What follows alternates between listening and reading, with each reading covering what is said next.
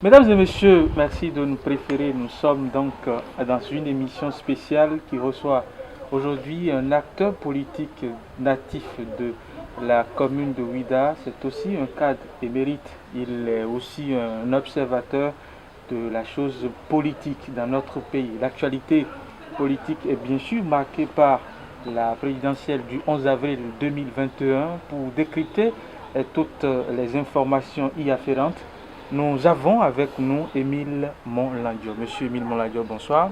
Et bonsoir, monsieur. Alors, le 11 avril, les Béninois iront aux urnes. Quand vous analysez un peu la situation politique dans laquelle nous vivons, est-ce qu'on peut déjà dire que les élections seront apaisées? Merci bien, cher ami. D'entrée de jeu, je voudrais rappeler que le premier mandat du président Patrice Talon est un mandat de réforme. Réforme sur tous les plans. C'est ainsi que sur le plan politique, il y a eu également des réformes. Ces réformes ont conduit à instaurer de nouvelles pratiques en matière électorale. Et la réforme majeure que je trouve, c'est la révision de la Constitution qui a institué désormais un duo, un ticket présidentiel. Alors, ce ticket présidentiel qui a été acté par une révision constitutionnelle, validée par la Cour constitutionnelle, est devenu une réalité. Et c'est dans ce cadre que le 11 avril prochain, nous irons aux urnes. Alors, il se fait qu'il y a certains acteurs politiques qui n'ont pas cru à cette réforme. Il ne nous a pas échappé qu'il y a eu des polémiques. Souvenez-vous la fameuse question du certificat de conformité. Cette bataille finalement a pris fin. Les gens ont compris qu'il fallait se conformer à la loi de la République. Alors, nous avons abordé le dernier tournant pour la présidentielle. La Sénat a sorti son calendrier et tout. Et la Sénat a reçu les candidatures. Il se fait qu'à cette occasion, certains politiciens ont pensé qu'il n'y avait pas de réforme et qu'il fallait se présenter sous l'ancienne constitution. C'est ainsi qu'on a vu des candidats qui sont allés déposer leur dossier en solo, alors que désormais il s'agit d'un duo. D'autres ont même déclaré qu'eux se présentaient sous l'ancienne constitution. Tout ceci est contraire à la loi de la République. Donc c'est dans ce contexte que finalement, la Cour constitutionnelle a validé 3 candidatures, 3 duos. Alors, après cette décision solennelle de la Cour constitutionnelle, on a constaté que certains candidats, sur les 20, il n'y a eu que 3 duos qui sont retenus. Ceux qui sont recalés, il y en a parmi eux qui font des déclarations tapageuses, allant même jusqu'à inciter la population à avoir des comportements non républicains. Moi, en tant que légaliste, je ne saurais cautionner une telle situation. Donc, moi, je crois que nous sommes à un point de non-retour et l'élection présidentielle aura bel et bien lieu le 11 avril prochain. Et dans la paix, parce que à la suite des velléités, des annonces de velléités, plusieurs associations ont commencé déjà par appeler à la paix pour demander à nos populations de sortir massivement pour aller voter dans la paix pour le candidat de leur choix. Donc, à mon niveau, il n'y a aucun doute que l'élection va se dérouler dans la paix. Et je voudrais également vous ajouter que mes amis et moi, puisque nous sommes dans un creuset qu'on appelle CAM, nous avons programmé plusieurs actions également pour appeler nos populations, nos frères et sœurs, à œuvrer pour la paix en période électorale. Et deuxième chose que je compte faire avec mes amis, c'est que nous devons avoir un fort taux de participation. Qui vous souviennent que dans notre commune, les dernières élections nous ont affiché des taux de participation pas très reluisants. Mais cette fois-ci, nous sommes décidés à relever ce défi, donc 2 défis à relever.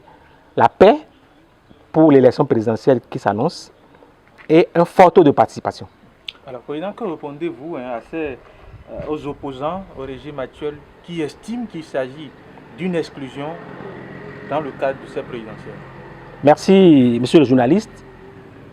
Selon moi, il n'y a pas eu d'exclusion, puisque ceux dont vous parlez, qui se réclament de l'opposition, ils sont même allés jusqu'à déposer leur candidature à la Sénat. Mieux, ils ont même respecté le duo. Ça veut dire quoi? On dit souvent que nul ne peut se prévaloir de sa propre turpitude. Dès lors qu'ils ont accepté un pan de la réforme, ils ne peuvent plus revenir après pour nous dire que la réforme n'est pas fondée. La réforme est en marche et elle ira jusqu'au bout. Vous avez certainement écouté certains de leurs discours, c'est-à-dire le chef de l'État, son Excellence Patrice Talon, fuit la compétition. C'est pourquoi il a su mettre les garde-fous pour quand même choisir ses éléments à lui pour la présidentielle. Est-ce que vous pensez réellement que le chef de l'État est dans cette posture? Non, pas du tout. Pas du tout. Le président Patrice Talon, nous l'avons connu plus précisément de façon plus ostentatoire en 2015-2016. À cette occasion, nous avons vu comment il a compéti. Qui plus est, c'est un compétiteur né. En 2016, nous avons vu dans quelles conditions il a été porté à la magistrature suprême. Au moment où les grands partis politiques refusaient de s'aligner derrière lui, c'est les associations, c'est les petits mouvements par-ci par-là qui l'ont porté. Et aujourd'hui, on ne peut pas dire qu'un tel monsieur fuit la compétition. C'est tout au contraire. Il a joué, il a pesé de son poids de père de la nation pour que tout le monde participe à l'élection présidentielle. Mais si les gens ne veulent pas participer à l'élection, qu'est-ce qu'il peut faire d'autre? Rappelez-vous qu'en 2019, à la veille des élections législatives, rappelez-vous cette fameuse rencontre qu'il y a eu avec le chef de l'État au palais, avec le président de l'Assemblée nationale, où il a été décidé de mettre en place un comité paritaire opposition, majorité, pour réfléchir aux voies et moyens pour que tout le monde puisse participer à ces élections.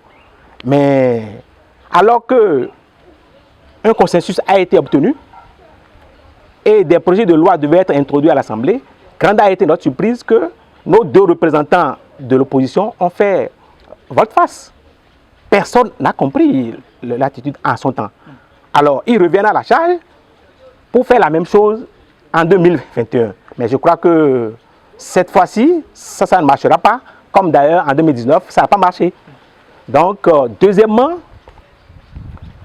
son Excellence Patrice Talon a été élu il y a 5 ans. Et tout le monde voit, tout le monde suit ses actions. Très tôt, à son accession, déjà en décembre 2016, mais il a rendu public son programme d'action. Et ce programme est mis en œuvre jusqu'à présent. Et toutes les réalisations qui sont aujourd'hui faites témoignent du fait que ce monsieur est un homme d'État qui aime son peuple et qui travaille pour son peuple. Donc, compétition, fuir la compétition, moi, je ne trouve pas. Alors, que répondez-vous aux gens qui estiment que le système, la réforme du système partisan a été un échec? Échec parce que les formations politiques n'ont pas pu désigner un candidat en leur sein. Mais non, ce n'est pas un échec. Mais en 2016, on avait eu combien de candidats? Je crois que le bulletin unique qu'on a utilisé, ça faisait près de d'une vingtaine. Près d'une trentaine de candidats. Aujourd'hui, nous aurons un bulletin unique avec 3 duos. C'est déjà c'est une avancée terrible. On qualifie ces duos-là d'être en connivence avec... Non, pas du tout. Quand nous avons suivi un peu l'actualité à la veille du dépôt des candidatures, on peut se rendre à l'évidence que les opposants, en réalité, ne voulaient pas aller à cette élection. Quelle est votre lecture sur la candidature de Mme Ricky Amadougou? Ah, mais on va poser cette question à ceux qui l'ont choisi comme candidate. Est-ce que vous la voyez dans l'étoffe d'une présidente du Bénin? Vous savez, l'histoire politique de notre pays et de la sous-région, moi, ne m'autorise pas à penser que une dame pourrait diriger le Bénin et même un pays de la sous-région. C'est une mauvaise lecture que d'avoir fait un tel choix. Si moi j'étais à leur place, je n'allais pas prendre cette dame-là comme présidente. Et elle aurait pu faire l'affaire si elle était vice-présidente, candidat à la vice-présidence. Là, on mettrait un candidat plus valeureux pour conduire la BAC. Alors, Président, nous sommes à la fin de cet entretien. Est-ce que vous avez un mot de fin pour conclure cette émission? Je voudrais vous remercier pour m'avoir permis de m'exprimer en cette période très importante où nous nous acheminons vers l'élection présidentielle, au lendemain des réformes politiques que nous avons connues dans notre pays. Je voudrais donc remercier le gouvernement pour avoir opéré toutes ces réformes. Je voudrais maintenant lancer un appel aux populations de Ouidah, de l'Atlantique et du Bénin tout entier pour que chacun puisse travailler pour la paix en période électorale. Et deuxième message que je lance, que les populations sortent massivement pour aller voter pour le candidat de leur choix. Le message est passé, mesdames et messieurs, c'est la fin de cet entretien. Merci de nous avoir suivis.